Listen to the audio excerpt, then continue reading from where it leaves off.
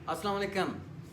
मैंने bank statement बहुत अच्छी लगाई, मेरे टैक्स रिटर्न बहुत अच्छे थे, मेरी हर चीज़ पूरी थी, फिर भी मेरा वीज़ा रिजेक्ट हो गया।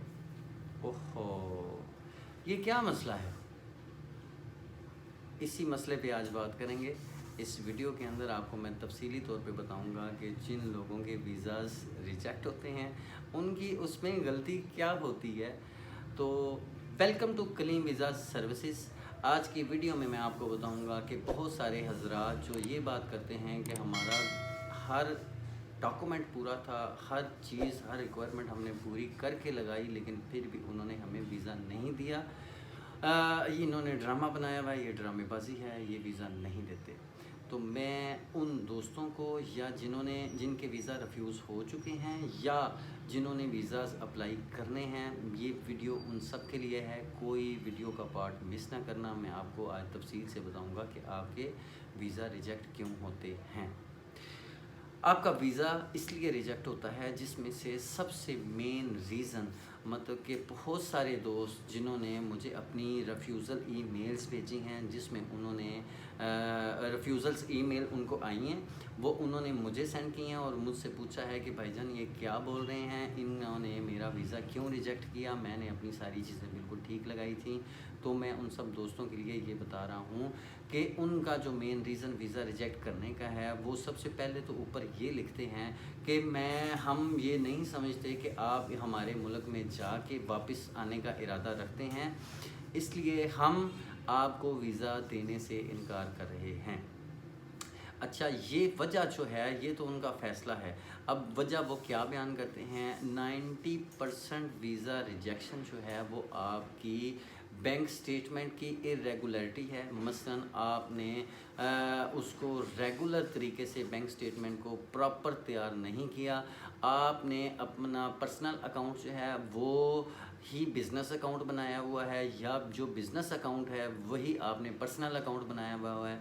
आप की अगर आपका सैलरी अकाउंट है, आप जॉब करते हैं तो आपका सैलरी अकाउंट है, तो उस सैलरी अकाउंट में आपके सिर्फ सैलरी ही आनी चाहिए और आपके जो मुतफ़र्रक़ अखराजात हैं जो आप सैलरी में से खर्च करते हैं सिर्फ उसकी ट्रांजैक्शन होनी चाहिए। आपके सैलरी अकाउंट के अंदर आपकी जो दूसरी ट्रांजैक्शंस हैं वो कभी नहीं आपको करनी चाहिए। कर भी लेते हैं लेकिन इस तरह नहीं कि आप सैलरी अकाउंट को अपने पर्सनल अकाउंट की तरह इस्तेमाल करें, ये नहीं करना चाहिए। अगर आपका बैंक अकाउंट है जिसमें आपकी सैलरी आती है तो वो सिर्फ सैलरी के लिए रखें, उसमें सैलरी मंगवाएं और सैलरी निकलवाएं। अगर आप बिज़नेस करते हैं तो आपका बिज़नेस अकाउंट होना चाहिए और उस बिज़नेस अकाउंट में आपका सिर्फ बिज़नेस का जो लेन देन है आपने सिर्फ वही रखना है, उसके अलावा आप उसमें किसी किस्म की कोई ट्रांजैक्शंस वगैरह ना करें। और अगर आपका जो पर्सनल अकाउंट है, अब 3 अकाउंट हैं, तो आपका जो पर्सनल अकाउंट है उस पर्सनल अकाउंट को आप पर्सनल ही इस्तेमाल करें, उसमें आपकी इतनी अमाउंट ही होनी चाहिए जो आपका महीने का ख़र्चा है, और उसको आप महीने के जो ख़र्च होते हैं आपके रोज़मर्रा के जो अखराजात हैं वही आपसे आप उसमें से निकलवाएं और जमा करवाएं। एक तो आपकी ये इरेगुलरिटी कि अगर आपका बिज़नेस अकाउंट है उसी बिज़नेस अकाउंट में से आपकी ट्रांजैक्शंस हो रही हैं और उसी में से आपकी पर्सनल ट्रांजैक्शंस हो रही हैं, उसी में आपकी सैलरी भी आ रही है, तो ये इरेगुलरिटी जो है आपकी, अगर आपका बिज़नेस आपने वीज़ा बिज़नेस की बुनियाद पे अप्लाई किया तो आपको बिज़नेस की जो बैंक स्टेटमेंट है वो लगानी चाहिए। अगर आप जॉब होल्डर हैं और आपने बताया है कि मैं जॉब करता हूं और अपनी जॉब के बुनियाद पर ही मैं ये वीज़ा अप्लाई कर रहा हूं, तो आपको अपना सैलरी अकाउंट लगाना चाहिए। अगर आप कुछ भी नहीं करते, कुछ ना कुछ तो आपने जाहिर करना है, अपनी सोर्स ऑफ इनकम आपने बतानी है, जो आपने बताई है तो आपने सिर्फ उसी का बैंक अकाउंट जो है वो इस्तेमाल करना है और उसी की स्टेटमेंट लगवानी है और उसी को तैयार करना है अच्छे तरीके से। ये ना हो आज आपने 10 लाख रुपया जमा करवा दिया, कल आपने 20 लाख जमा करवा दिया, फिर आपने निकलवाए तो पूरा ज़ीरो बैलेंस कर दिया। ये इरेगुलरिटी जो है ये जो है आपका वीज़ा रिफ्यूज़ल के चांसेस जो हैं वो बढ़ाती हैं। अच्छा, अब ज़्यादातर दोस्तों ने, माफ़ करना अगर आपको किसी को भी मेरी गलत बात लगे, आप पाकिस्तानी हम जितने भी हैं कोई भी टैक्स देने के लिए तैयार नहीं है। हम अपनी आमदन जितनी भी होती है, आमदन तो हमारी या टैक्स तो हमें पड़ता है अपनी बैंक की ट्रांजैक्शंस पर, और बैंक जो ट्रांजैक्शन है उस पे जो हमें टैक्स पड़ता है, हमने एक वकील रखा हुआ होता है और वह वकील हमारे जितनी भी ट्रांजैक्शंस हैं या जो भी हमने अपना एनटीएन जिस बुनियाद पे भी बनवाया हुआ है, हम उस वकील को बहुत काबिल समझते हैं। वो वकील जनाब हमें 50 लाख रुपए आमदन पे भी हमारा जो बिज़नेस है उसमें घाटा शो करके हमें सिर्फ सालाना 5 से 6 हज़ार रुपया जो जमा करवाना पड़ता है, और हम कहते हैं बहुत काबिल वकील है, इसने हमारे बहुत पैसे बचाए, हमें तो सिर्फ 5-6 हज़ार रुपया टैक्स पड़ता है। असल के अंदर यही आपके लिए नुकसानदेह चीज़ है।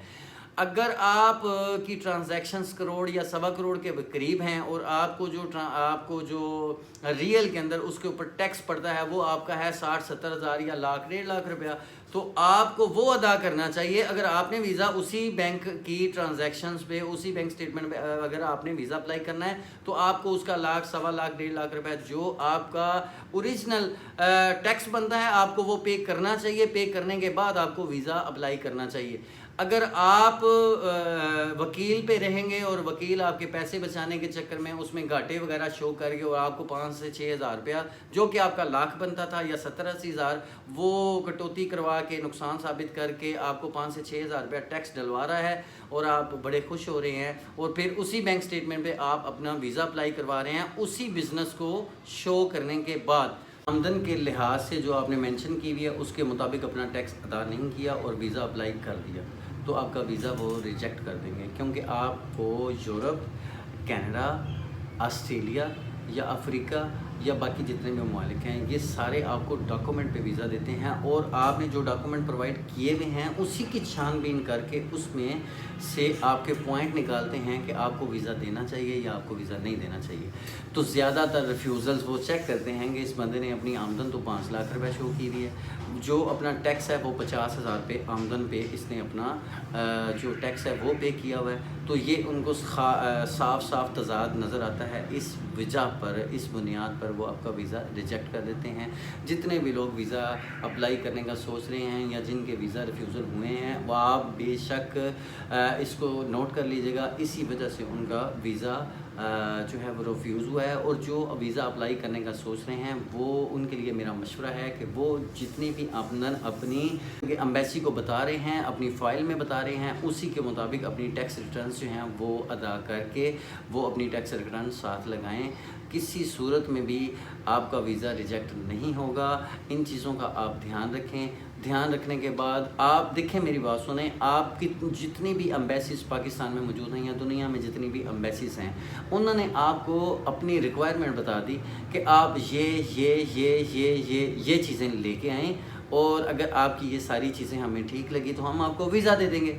दैट सिंपल, छोटी सी बात है, लेकिन हम वो सारी चीज़ें, उनकी सारी रिक्वायरमेंट पूरी करने में कहीं ना कहीं कोताही, कहीं ना कहीं गलती कर देते हैं, जिसकी वजह से हमारा वीज़ा रिफ्यूज़ हो जाता है। मैं कितने ही ऐसे लोगों को जानता हूँ जिन्होंने कभी ज़िंदगी में ट्रैवल नहीं किया, लेकिन ज़िंदगी में पहली दफ़ा यूरोप का ही वीज़ा अप्लाई किया, अपनी सारी की सारी रिक्वायरमेंट उसके मुताबिक उन्होंने अपने वीज़ा रिक्वायरमेंट जो हैं उसके मुताबिक उन्होंने रिक्वायरमेंट पूरी करके वीज़ा अप्लाई किया और पहली दफ़ा में ही उनका वीज़ा लग गया, कोई ट्रैवल हिस्ट्री नहीं थी।